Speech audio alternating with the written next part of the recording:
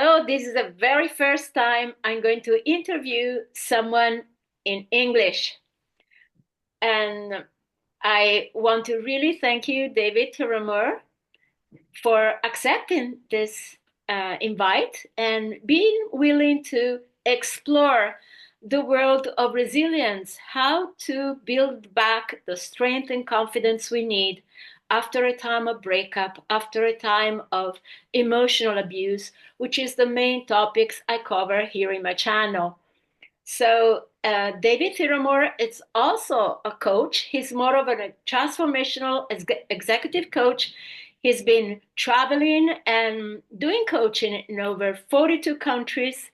So I love that he's going to bring to the table cross-cultural view, and I'm sure that the perspective from a younger person and that is still very much skilled in the area of coaching. He's won awards and he's been coaching for 18 years. So I'm sure this is going to bring a lot of value to this conversation. So thank you, David. Thank you so much for being here today. And thank you for inviting me, Maria. I hope that we are able to give your listeners everything that they need, and I'm excited for where this conversation takes us. Yes.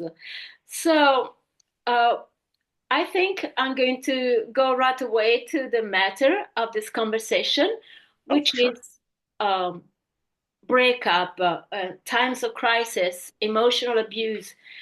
Have you ever gone through something like this, or what has been experienced? Do you have a personal experience you would like to share with us? Oh, I'll, I do believe everyone has some form of experience with this or the other.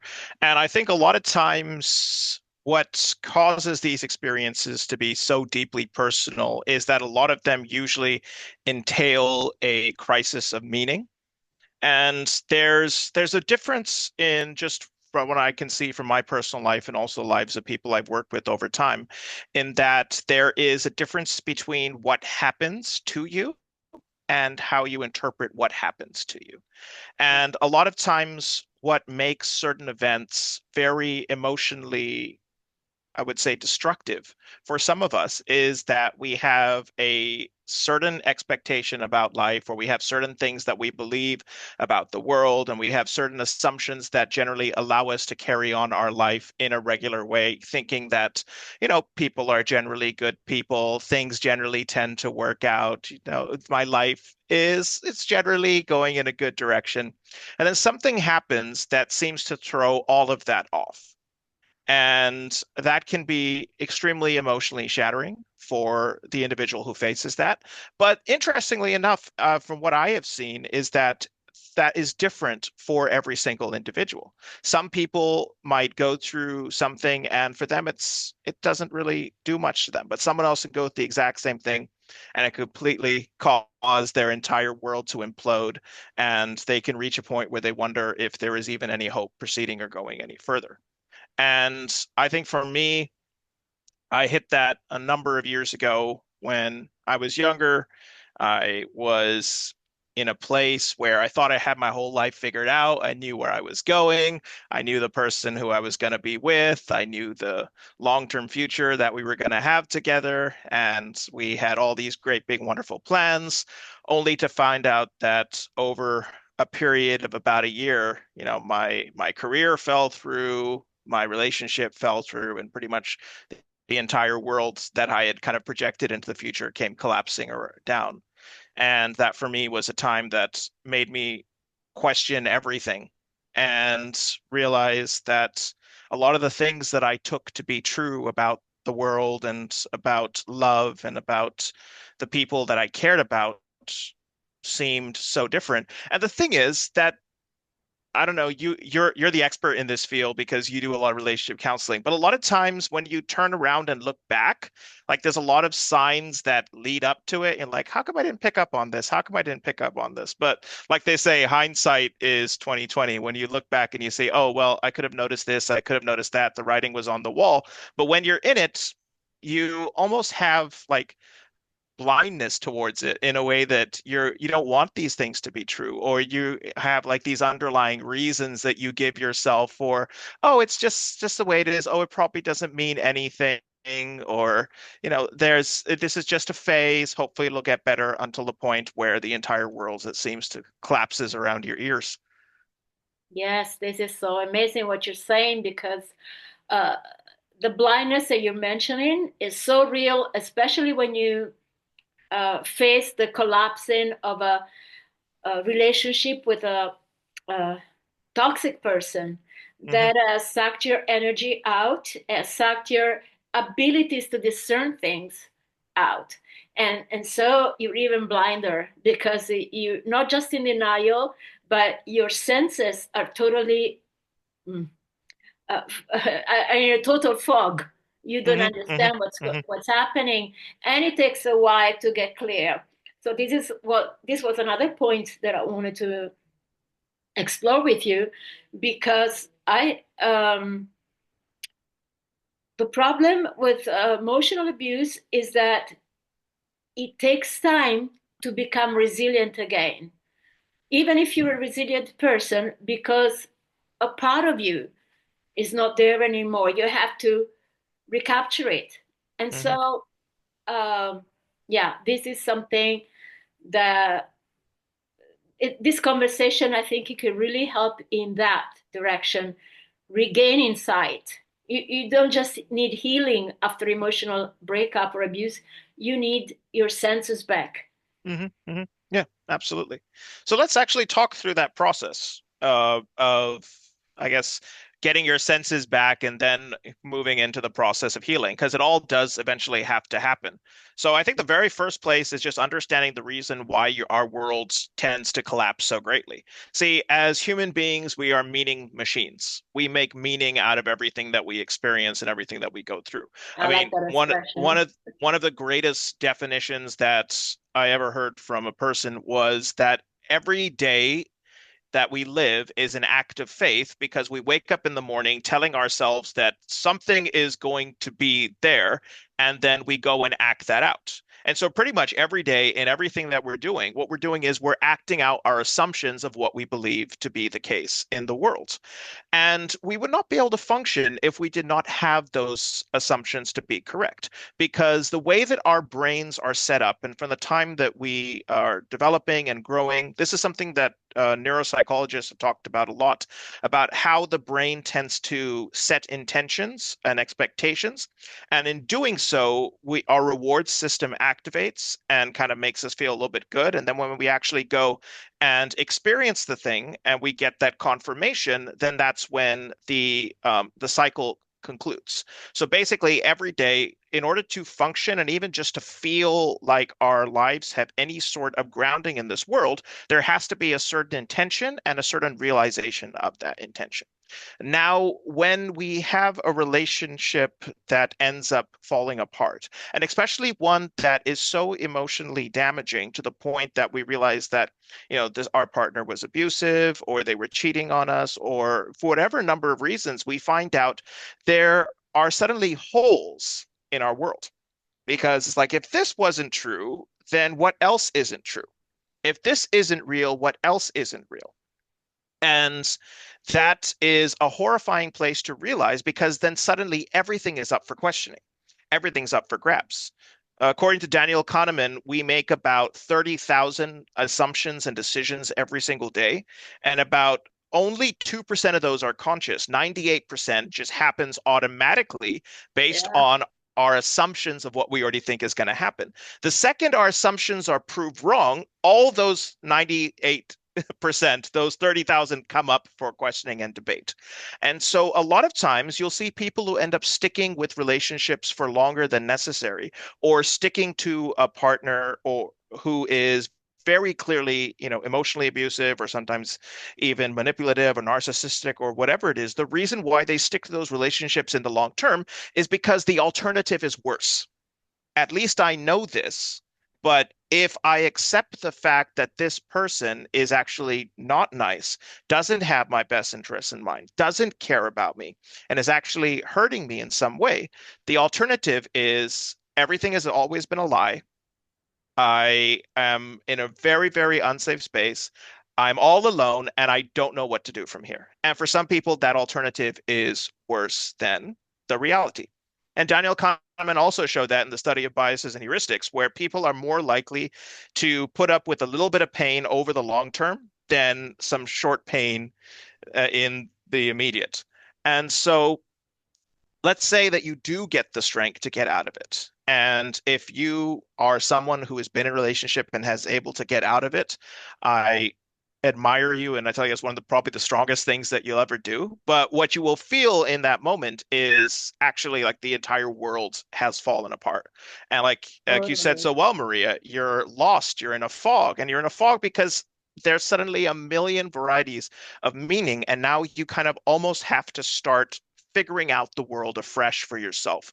What does relationships mean? What does love mean? Who am I if I'm not this person connected in this relationship? Who am I if I am not, these things that I've always believed about myself? What does this say about human beings? What does this say about my family? What does this say about relationships? And then for those of us who have a slightly more metaphysical leaning, whether it's spirituality or religion or faith or whatever it is, that also brings another element. Is there even any purpose to life? Yeah, Is there, does God care, or is this world just an absolute mess that is completely shaped up for making me as miserable as possible? And all those things are, it's a very valid point of your experience.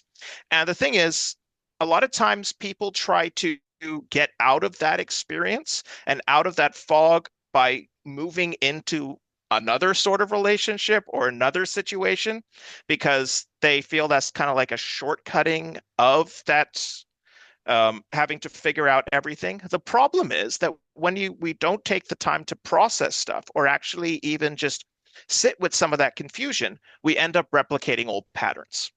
yeah, And what usually happens is, if you've noticed, and you probably have seen this multiple times in your career as a relationship coach, what usually follows up after this is an even worse relationship with an even more abusive person, with an yes, even stronger emotional and difficult abuse, for the simple reason that there has been no processing, and instead now it moved into a situation that is even more harmful.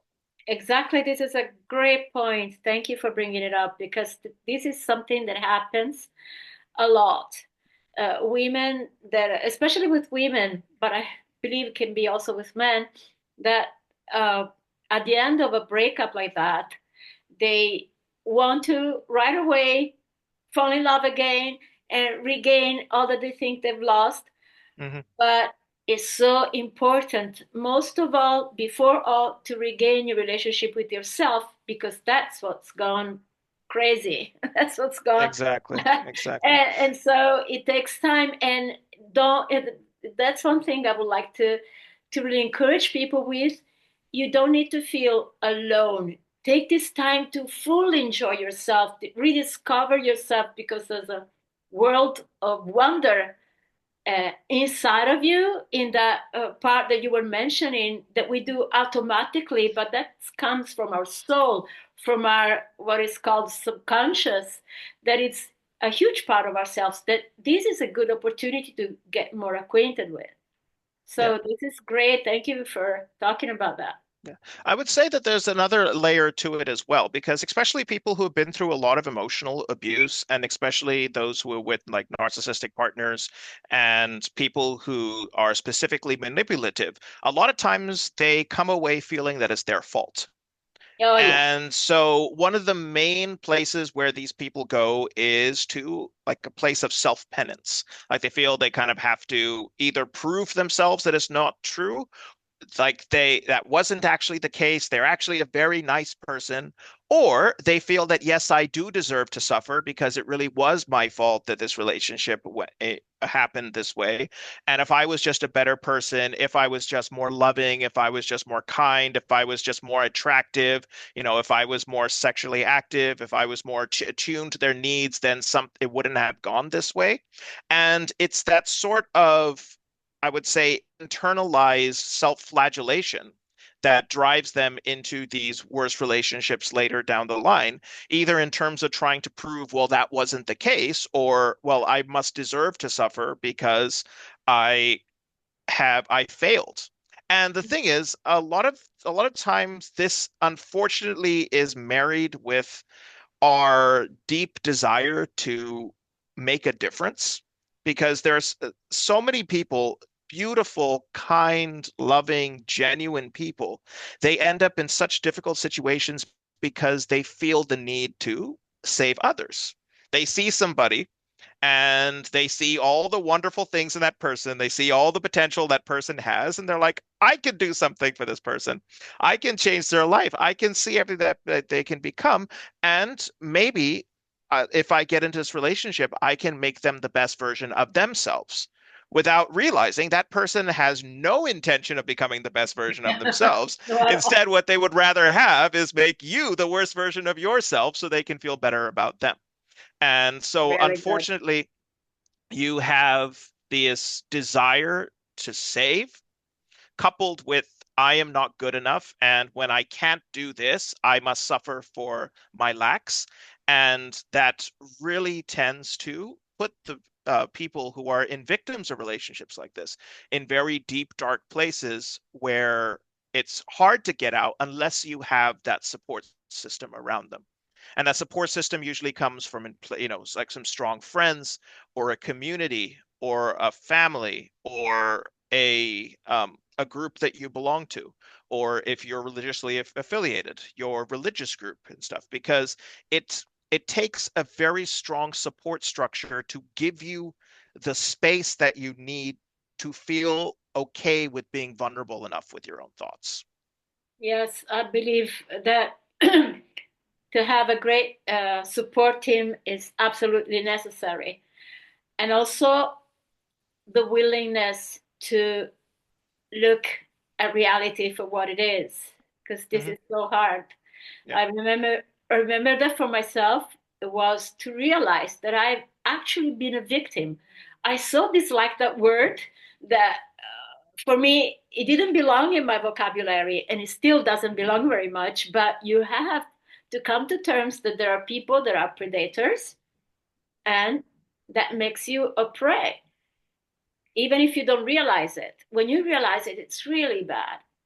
But you don't have to stay a victim. It's one thing to see and realize, but then you also need to know there is enough strength in you that if you're willing to go through that, you can come out victorious as never before and also find a new grit and even a new passion for life. Oh, absolutely. And I think that comes from having a clear understanding of boundaries. Because I think one of the things that where most of these relationships that end in very difficult places get to is there is a real blurring of boundary lines. And what do I mean Right. by boundary lines? By boundary lines, I mean, what is my responsibility? What is your responsibility? And this tends to get confused because when you're in a relationship, aren't you both responsible for each other? And isn't all your ability to love and do all that stuff part of, your boundaries? Well, there's actually a very subtle but fundamental difference between responsible for and responsible to. Yeah. So you can be responsible to somebody or to a relationship, but you can't be responsible for that relationship or for that person. Because to be responsible for something means that unless you have a very active role in it, it will fall apart. And by active role, meaning that you have the ability to control the other person's actions and decisions and emotions and all that stuff. And when you think about that, you're like, no, that's just not possible. Yeah, But when you're responsible too, you can influence the other person through the ways absolutely. that you do it, but you cannot control it. And so it's that making clear of those lines are super important. It's like, okay, what falls under my boundaries? What am I responsible for? And what each one of us are responsible for at the end of the day. And Viktor Frankl nailed this when he said that the last of the human freedoms is a person's ability to choose their own actions at their own way and their own responses in the worst set of circumstances.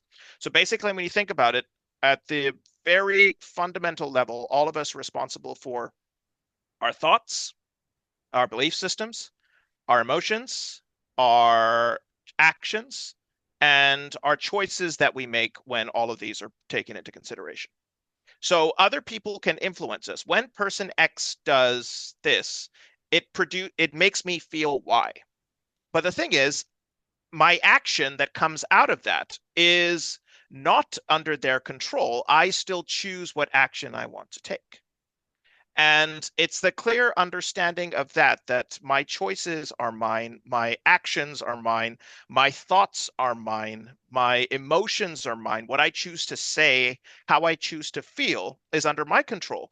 And on the flip side, how my partner decides they want to feel, or how they want to talk, or how they want to act, or how they wish to process or believe things, I am not responsible for that. They can't put it on me and they say, oh, if you were like this, then I wouldn't be like this. If you treated me like this, then I wouldn't respond like this. If you talked to me like this, then I wouldn't get angry or et cetera, et cetera, et cetera.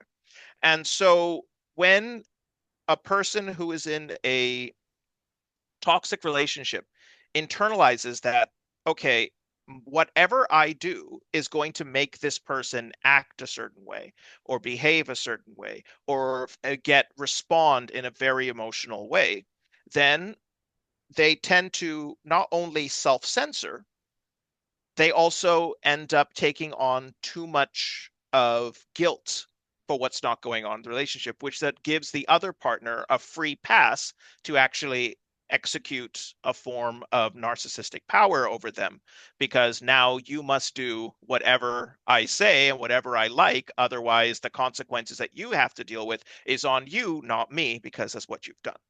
And so that understanding of boundaries, and like you said, being able to one of the major things that enables you to heal is be able to say that, hey, I was a victim. Yes, the other person impacted me in a certain way with certain actions, with certain words, and with certain responses and choices that were hurtful, harmful, and sometimes just flat out devastating. And I had nothing to do with that. It was their choice and their response. But I don't have to allow that to keep affecting me because I control my choices. I control my actions. I control my thoughts. I control the direction that I want to go. And so I can choose whether or not I want to be still tied down to this influence or can I go on and make something better? So you have to acknowledge the fact that you were probably a victim in a situation or circumstance, and you were affected quite negatively by the actions of others. But you now have full autonomy of choice of what you want to do from this point onwards. Absolutely. I really agree fully with what you're saying. And it's really interesting. What happened to me, I was together with my partner for 20 years, and I Mm, didn't realize for the whole time that he was a narcissist. What happened is that before, I used to be extremely emotional, and so I overreacted. I was in a lot of drama, no boundaries, a messy, mhm, mhm, messy mhm, thing that I was bringing upon suffering and on mhm, suffering. Then I discovered coaching.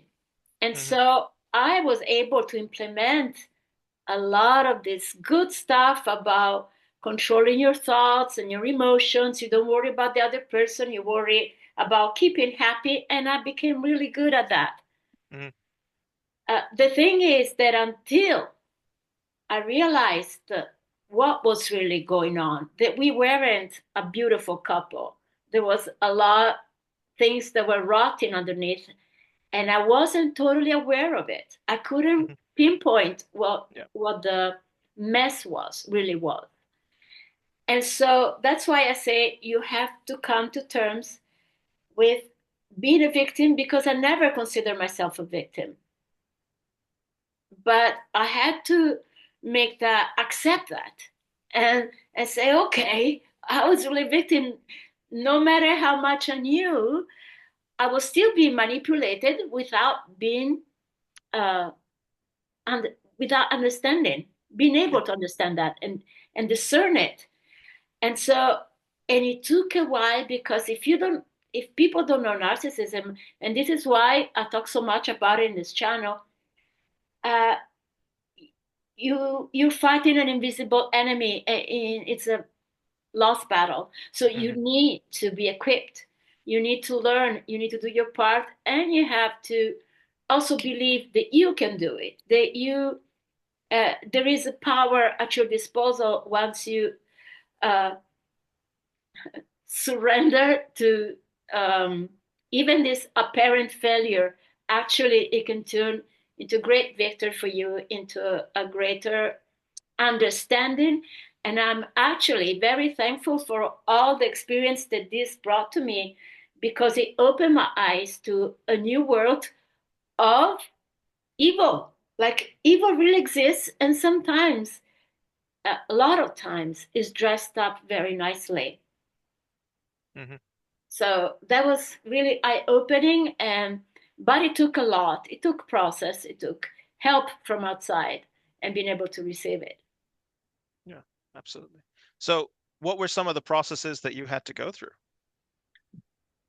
Actually, I think that I have to uh, admit uh, that it was a failure. No, I wasn't a failure. This circumstance was a failure, Hmm. Hmm. but I could learn from it. Hmm. And once you know you can learn from it and accept it, you're on your way to better things. It's still a slow process, but and then one thing that I personally did, I I discovered the need to nourish my roots. And Hmm. this is what I do with a lot of people, like start nourishing them, start um, because you can't have fruit. Your tree is going to die if you don't nourish your roots. So this is a very important part. And being able to pinpoint all the wounds that you had, not to feel bad about it or self pity, but to say, okay, what can I learn from each one of them? And that brings healing and it's the process of gaining your senses back. Hmm. So that was important. And then you focus on these good things, and you connect with yourself in a new way, and you connect with other people. And then there is the final stage, that is to accept the new power and feel empowered. And that was really good, like a great thing. And it's a process that I take people that do coaching with me. That's wonderful. I'm sure people are getting a lot of value out of that coaching that you're offering to them, especially because Yeah, you have the lived experience. And exactly. I love what you said about the difference between you being a failure and your relationship being a failure. And I think that that's a very important thing, that that disconnection between I can I can say that something did not work out, but that does not make me a failure. There are things that I probably did wrong, and there are things that I can learn from Yeah, it, but I'm not going to go down with this ship. Because beautiful. no, Yeah. there's a mentality of, well, we call it sunk costs. Like in This is not just something that happens in the relationship world, it happens in the business world all the time. And in fact, there is a, a reason why most companies have to fire their top leadership after a period of time, even if they've had extreme success, because they just can't accept the fact that that success is no longer being maintained. And so they keep dumping more and more money and more resources and more stuff into it. And to the point where the company actually starts to implode and fall apart. And the board has to come in and sack the person, because if you are still here, you are going to destroy this company, because you cannot separate who you are and what we are with what we have done so far in the past. So good. And that's that's the thing. When it's something that is like our work, something as deeply personal as relationships, especially if we invested, like you said, 20 years of your life into it, and you have like kids and everything. It's your life. It's literally is your life. But that ability to be able to separate and say, okay, this was a mess, and this maybe fell apart. And it's sad that it's a failure, but I still can move on. I can still have a better future. My future is not connected in any way with this thing that is run its course and perhaps reach the place where it's unfortunately for other reasons, uh, become a failure. And you take your part, you own it, and then you say, okay, now what do I take away from this and take it to the future? But I think one thing also that few people realize in this process is the need to grieve. Yes. Because a lot of times, like at 20 years, there's so much life that went into that. And the thing is, it could have been so much more. It could have been like another 20, 30, 40 years of just wonder if everything had kept working out. But there's you feel bad for everything that was, but also everything that could have been. And there's naturally some form of grief because it's like a part of you is dying, or something that was a big part of your life for a number of years has died. And as much as we tell people, move on, the future is bright, you can be who you want to be, the power is yours, make your choices and go. It still does not mitigate the fact that I feel bad about this. And I think grieving is a very healthy part of the healing Oh, yes. process. Just to be able to look at it and say, yeah, it sucks that this had to happen. And if choices were different, this could have been so wonderful. But I'm going to sit here and I'm going to cry for a little bit, or I'm going to process, drink a couple of glasses of wine or eat an entire tub of ice cream or whatever it is, because it's okay to feel bad about that. In fact, it's healthy to feel that, to grieve what could have been, and then say, okay, now what can we do with what remains? Because if we don't ever take that time to have that healthy grief, there'll always be a part of us that's stuck there. And the thing about leaving parts of ourselves in the past is that we can never fully move forward as fully integrated human beings. Yes. Very good. Very good. Though for me, it was like the grieving part was before, when I started understanding and say, oh my God, is that true? And I felt I lost my dream. I lost my family. I lost the sense of belonging. But then I say, you know what? I cried enough. Time to move and time to let this thing go right away. So, but definitely there has to be that part they say, "Oh my God, what happened? What is Yeah. this?" And you have to come to terms to that. Absolutely, I so agree with that. Yeah. Yeah. And the thing is, like they say, grief goes in 5 stages, right? First you have the anger, then first you have the Oh yeah. denial, then you have Oh anger, then you have bargaining, then you have depression, and finally you have acceptance. So for some people, they breeze past certain stages and they get stuck on other ones. So whichever ones of those that you're at, it's healthy to be at that. It doesn't have to stay there though. So for some yeah. people, it's the denial stage that they're at for a long time. Like, no, things can't be. It's not the case. They're not gone. It's not the end. If I just make it right, if I just say something, if I just do something, why don't they call me? Why haven't they called me? I better call them because if I do that, maybe it'll get right. Then you have the anger stage, which is healthy actually, because actually unexpressed anger becomes deep-rooted bitterness. So there's Yeah. something very healthy about acknowledging anger. Oh yes. Now, I'm a firm believer in an excellent quote. I think it might be from the Bible, actually, by St. Paul. He says that in your anger, do not sin. And I think it's one of the Mm-hmm. wisest quotes in human history, because it says that you can feel angry and you can allow yourself to have that anger and you can acknowledge that anger, but you don't have to act on it. So it's that ability to be able to actually say that, hey, I'm actually upset about this. And I it's okay to be upset about it. And then there's the bargaining. There's like, well, what if I just gave this, or what if I just did that, or can it possibly happen? Then there's the depression. Nothing's ever going to get better. It's always going to be terrible. Every relationship I'm ever going to be in is going to suck after this. I can never move on. I can never have a life. And then finally comes the acceptance piece where, okay, now I can actually start moving forward.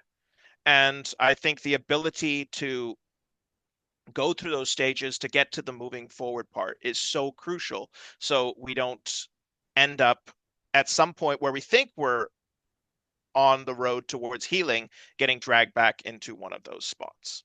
Now, Yeah, that's not to say that we will never be tempted or we will never be triggered to kind of regress into some of those areas. And that's the entire thing about resilience. Resilience is acknowledging that because I have a wound here, I will always carry these scars. And sometimes when I bump these scars, it will bring up the pain all over again. As any athlete who has had a serious accident or, a surgery, or they all can attest that the scars are always there.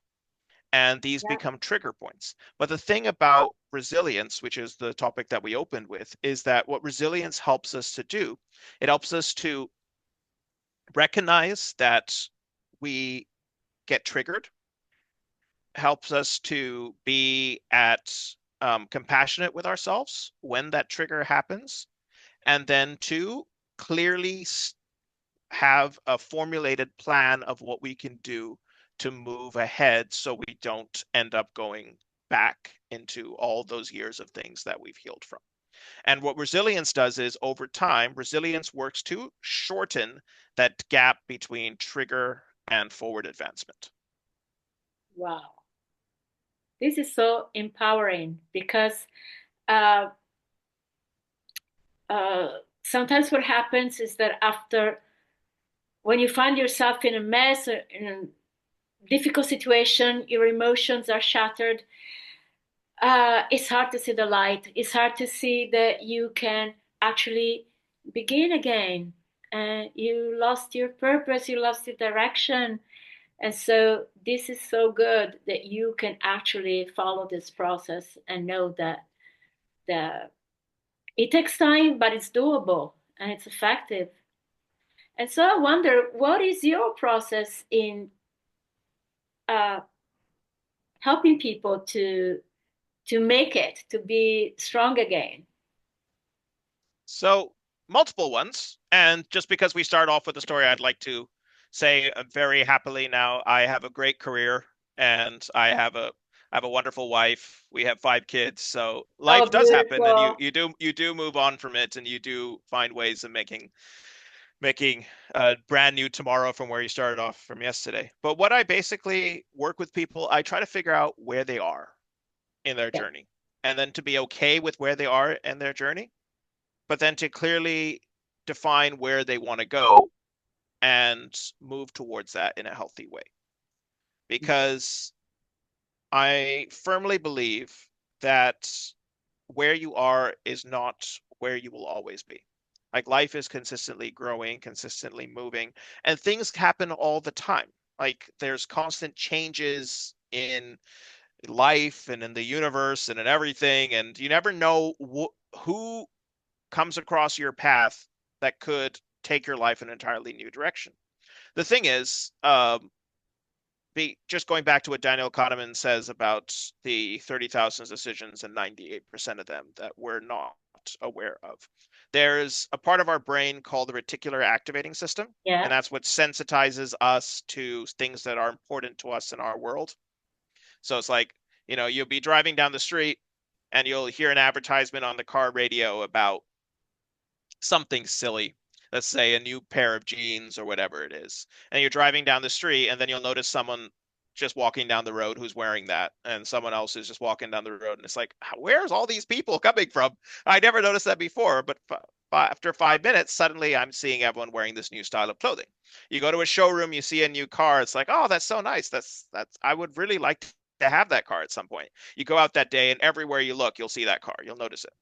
And that's Yeah. not because they were never there before. It's just your brain has now associated that this is now important to me, which is why we can get onto these both positive feedback loops and negative feedback loops, where we have a ability to just keep confirming to ourselves that something is the way it is and it can never change or never get any better.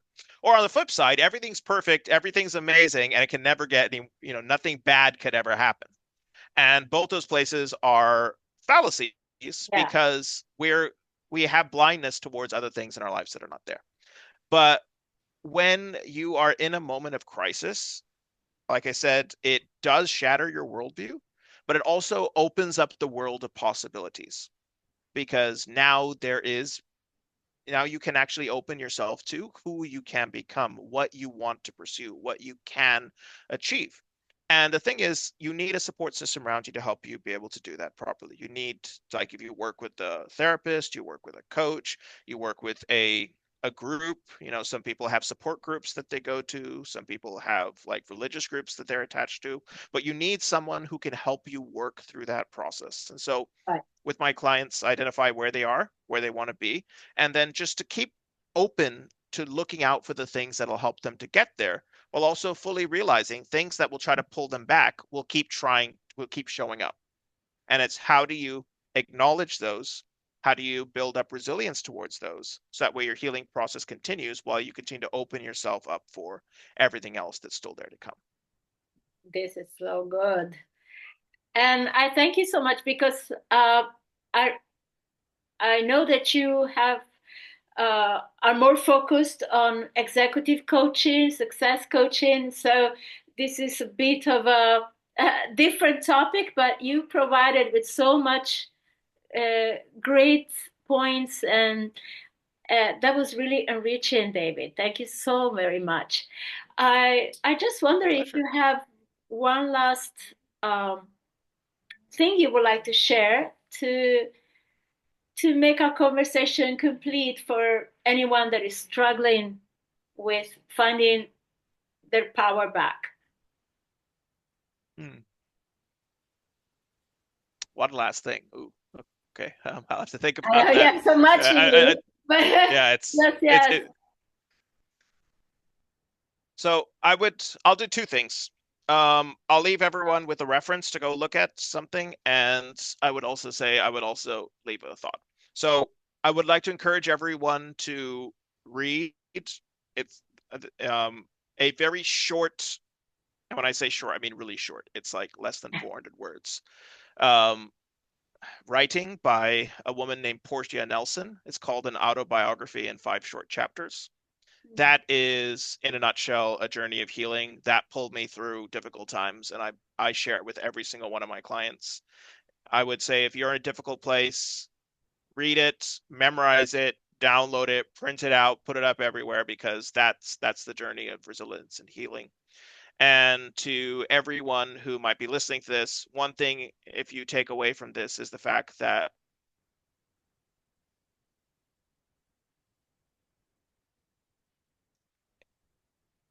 I want to make this as profound as possible. So give me a second.